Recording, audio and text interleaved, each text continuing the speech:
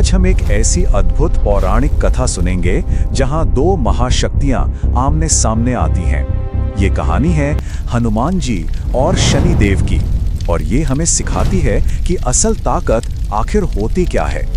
देखिए, दुनिया में ना दो तरह की ताकत होती है, एक जिससे सब डरते हैं और दूसरी जिसका सब सम्मान करते हैं, जिसे पूजते हैं। तो फिर असली शक्ति कौन सी है? ये कहानी हमें इसी सवाल के जवाब तक ले जाती है, जहां एक बाहरी प्रभाव और एक अंदरूनी शक्ति का टकराव होता है। तो कहानी की शुरुआत होती है शनि देव से, वो शक्ति जिनकी सिर्फ एक नजर से, एक दृष्टि से बड़े बड़े राजा रंक बन जाते थे और अमीर कंगाल। उनका प्रभाव इतना जबरदस्त था कि देवता तक उनसे डरते थे, क्योंकि ये सब जानते थे कि जहां शनिदेव की नजर पड़ती है वहां किस्मत पलट जाती है।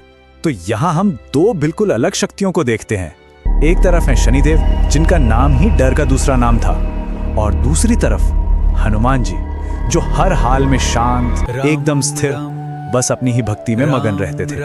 और यही सवाल शनिदेव के मन में उठा, क्या कोई ऐसा हो सकता है जो उनके प्रभाव से बच सके? क्या हनुमान जी भी उनकी शक्ति के आगे झुकेंगे? बस यही जानने की इच्छा इस महान टकराव की वजह बनी। तो अपने इसी सवाल का जवाब ढूंढने के लिए शनिदेव पहुंच गए हनुमान जी के पास, और वहां उन्होंने क्या देखा कि हनुमान जी तो दुनिया से बेखबर एक गहरी समाधि में लीन है। उनके चेहरे पर एक ऐसी शांति थी जो अलौकिक थी, और यहीं से परीक्षा शुरू हुई। उनकी आंखें तो बंद थी, पर उनका पूरा वजूद, उनकी हर सांस बस एक ही नाम जप रही थी, राम राम। ये जो अटूट भक्ति थी ना, यही उनकी असली ताकत थी, एक ऐसा कवच जिसे कोई भेद ही नहीं सकता था। शनिदेव ने अपने अहंकार में चूर होकर सीधी चुनौती दे डाली। उन्होंने कहा, मैं तुम्हारी राशि में प्रवेश करने आया हूं। ये एक ऐसी घोषणा थी जिसे सुनकर पूरा ब्रह्मांड कांप जाता था। लेकिन हनुमान जी का जवाब इतना शांत और विनम्र था कि शनिदेव भी हैरान रह गए। उन्होंने बस अपनी आंखें खोली और कहा, आप अपना कर्तव्य कीजिए, लेकिन मुझे राम नाम जपने से मत रोकिएगा।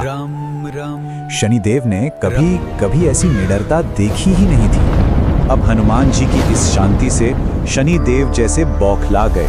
उन्होंने तय किया कि वो अपनी शक्ति का प्रदर्शन करेंगे। सोचा कि अगर शब्दों से बात नहीं बनी तो बल से ही हनुमान को झुकाएंगे, और वो जाकर हनुमान जी के कंधे पर बैठ गए। पर हनुमान जी वो तो बिल्कुल भी विचलित नहीं हुए।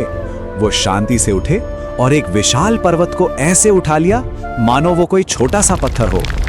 फिर उन्होंने उस पर्वत को अपने उसी कंधे पे रख लिया जिस पे शनिदेव बैठे थे, और धीरे धीरे पहाड़ का वजन शनिदेव को कुचलने लगा। और जब दर्द बर्दाश्त से बाहर हो गया, तब शनिदेव का अहंकार चकनाचूर हो गया।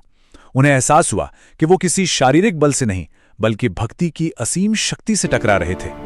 उन्होंने हाथ जोड़कर गिड़गिड़ाते हुए कहा, मुझे माफ कर दीजिए हनुमान जी, मैं आपकी भक्ति की शक्ति को समझ ही नहीं पाया।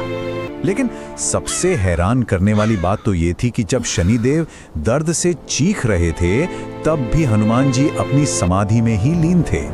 उनका ध्यान इतना गहरा था कि बाहर की दुनिया में क्या हो रहा है इसका उन पर कोई असर ही नहीं हुआ।